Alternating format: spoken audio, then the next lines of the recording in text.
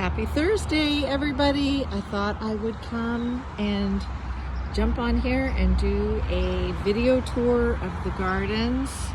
It is the week of May 25th today. It's Thursday, and I thought I would just show you. So if you're at all interested, you'd have to go back a few posts to see what the garden has come from, but here we are in spring, May 26th. The hydrangeas must be putting on, 6 inches a day. The phlox is blooming. The lilacs are lovely. There's my stand of lilac trees over there. Look at the Japanese grass has just come in. One random dandelion. Look at that dandelion. I gotta trim. I have to trim this hedge a little bit, just straighten it up. So, okay guys, we will take a gander back into the backyard.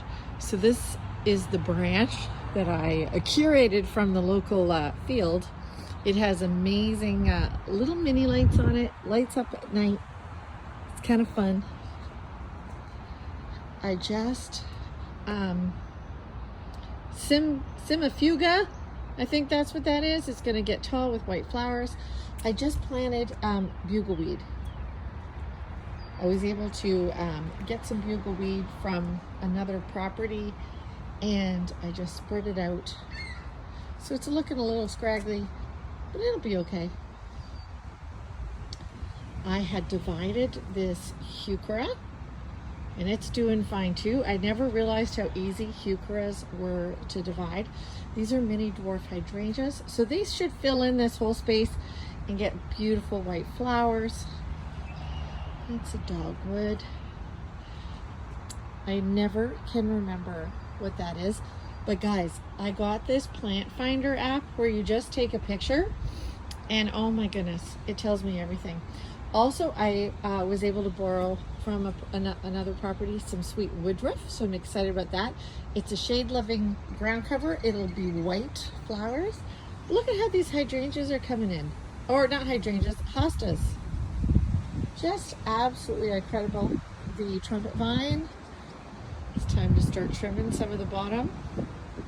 These big daddies, I'm gonna let them and see how big they get before I take out these green ones, these lighter green ones. Those big daddies should fill the whole space, but so then I will have to find another home for these. So, do you see the maple tree? My husband saved it from you're gonna laugh, but he saved it from an eaves trough, and so we're protecting it because this is a great place for a maple tree. It'll grow up nice and tall and strong. So the red bud is just coming out of its glory. It's still so beautiful. And this tall, I transplanted this flower basket, and it's kind of limping along, but I think it'll come back. So then again, the wild rose Heuchera, the lavender is coming in, the sitting area, and look at this. So the Japanese grass, the purple Heuchera, and that black lace towering elderberry. It's going to be kind of cool. An oak leaf hydrangea, but look at these columbine guys. Isn't that just lovely? You kind of come around the corner, and if you look to the left, you'll see them. There's a hydrangea back there. So the hydrangeas have this interesting bug that attacks the leaves, that kind of glue the leaves together. So I've been trying to grab the leaves and pitch them. So this is a Japanese snowball Verbena, Burnham, and last year I kind of had it grew all the way down to the ground. This year, because of the videos that I've been watching, I've been kind of called limbing it up, which is awesome. I've also limbed up this one. So I was able to plant this lovely hosta, which is just such a pretty blue and green color. So we'll see if I think over the season, this tree, before I limbed it up in the last few years, totally overwhelmed all these phlox. So now that I've done this and learned that again from Linda Vater, I think these phlox are going to have a really good chance, and they're going to look really great. And the awesome vine is growing up. I don't even remember, brain dead moment. So I had a lavender that is not doing so well, so I put it in this pot. We'll see what that does by the end. The tulips are kind of getting spent just in time for the irises to bloom. Aren't they just gorgeous? And in here I planted a whole bunch of one and done sunflowers so they can get really tall and then get cut down in time when they look a little shabby. Again, we're popping around the color, the chartreuse color, with this sedum that's in this garden. My favorite color combinations are the purples and the chartreuses. So the allium are starting to unfurl, and they will have big purple balls. I planted this, I borrowed this from my son's garden. Not quite sure what it is, so I have to use my plant finder and identify it. And under here, these are called King Kong Coleus. They've been struggling a little because I'm too excited, and I got them planted in here before May 24th, so they will take over that spot. So as we do garden tours throughout the summer, it will be really fun. These tulips are just darling. The Echinacea and the Daisies are all growing up in. The lavender is coming back. You can see some of the dead spot because this hydrangea right here gets really, really big. So we'll see if I need to move these lavender in the future. And then the raised bed is just filling up. This is a lemon balm that has a purple flower. I'm not sure what kind of grass this is. Put some of that sedum, cute little sedum, in a pot. And I'm growing cosmos in here. And they said cosmos are the easiest things to grow from seed. And sure enough, they're growing. So they'll be tall and wispy in this garden. I think it's gonna be lovely. So here we go. We got my little potting table that I got at a garage sale. Excuse the hose. I got this little basket. Guys, I got this little basket at Value Village. I'm like, it's perfect. It's perfect to just set some things in, carry it around. My daughter's Japanese maple had a bunch of babies, so we're gonna see if we can keep them alive. These are Astilbe, my woodland area, and those are Empress Woos. So that, I think I've said this before, that Astilbe will have to move because those Empress Woos will fill this whole spot. They'll get 5 feet tall, 5 feet wide. And then my planter, I don't have any thrillers in there yet. So I have some, not marigolds, geraniums. They should be the spiller. I don't want it to get too high because I look out this window. There's the studio. Okay, so then we come around to the active part of the yard. And this is my little collection of lovely airy plants, some Spanish moss, with bought terracotta from the store, and then some Value Village vines. This is the donkey tail spurge that I've talked to you before. These are babies, so we'll see if they'll live in there. The ferns, So these are my annual pots, and I know they don't look great, but I think they're going to turn out pretty good.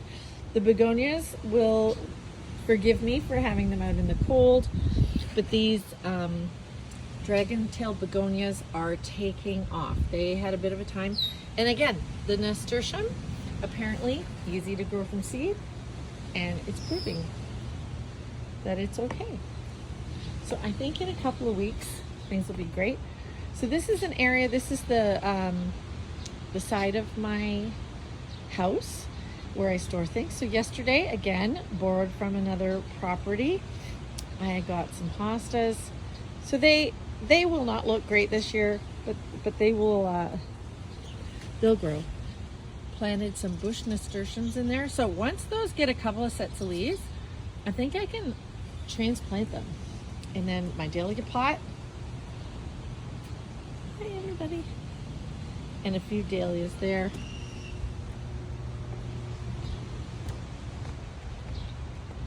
And then here we go. The main gardens. The grasses are coming. This is going to be filled with cosmos and wild sage. And here's, oh, I just love this. Like, look at these Empress Woos. They're only 2 years old. Look at them. This is crazy. Again, my gorgeous leaf. And my hydrangeas. So, I think, yeah, here's one. See this? There's bugs in there. So I have to squish it and get them all off. Doesn't take long. They're pretty evident. My neighbor gave me a little spruce. So that'll live in that pot for a while. Some salvia. This Empress Woo looks a little battered, but hey, it's all coming. There's another vine growing up here. And then, oh, this random little butterfly bush that just is taking its time. More columbine. So over here, the alliums are coming along a little even faster.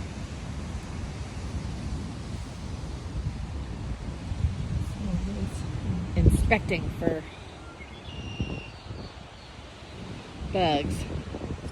So here's my heart. I got out here and I trimmed it the other day, and it looks great.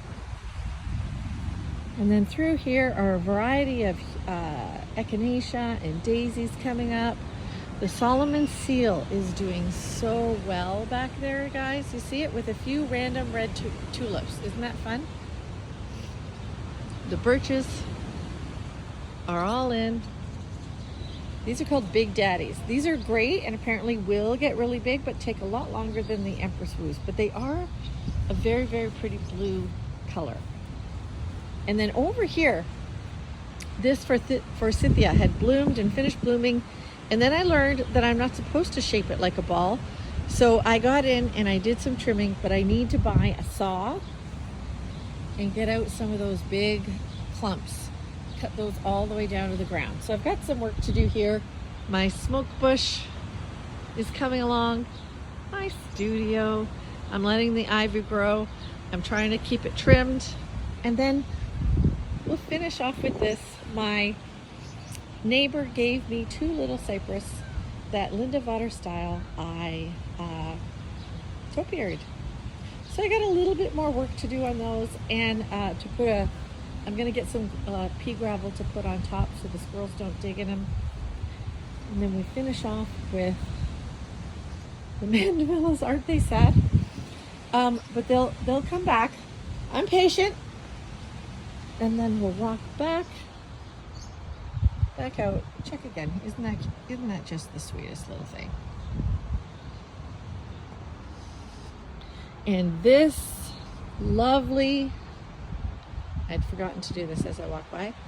This lovely planters box has 3 mandevilla in it, which will go crazy. It has 2 alliums that are just starting to bloom.